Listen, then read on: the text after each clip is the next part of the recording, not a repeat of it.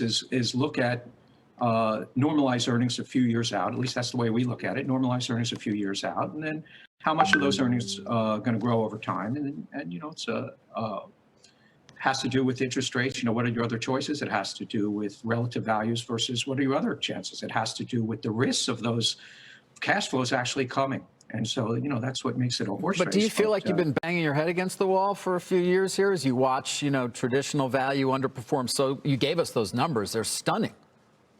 Sure. Well, those numbers are actually higher than the 5 years before the internet bubble. Growth is actually beating value, traditional growth.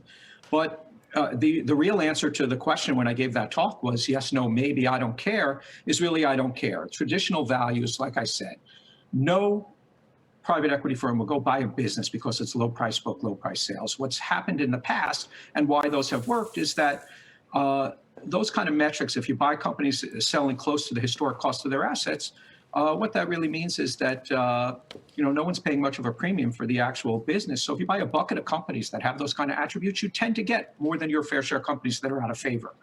But that's a correlation. Causation would be future cash flows. How do you value a business?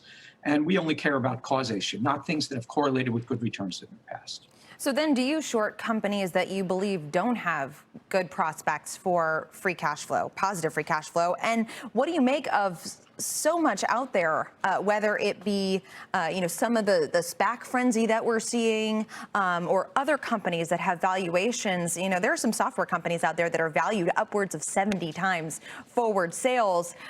How are you looking at the market right now as it pertains to the style of value investing that you and Buffett and others have been championing for years now?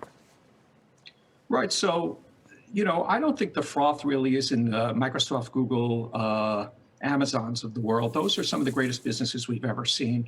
And for the most part, we own positions in those businesses because, large positions, because those are some of the greatest franchises, the greatest networks that we've ever seen. But there is froth in other parts of the market. It's a market of stocks, not a stock market.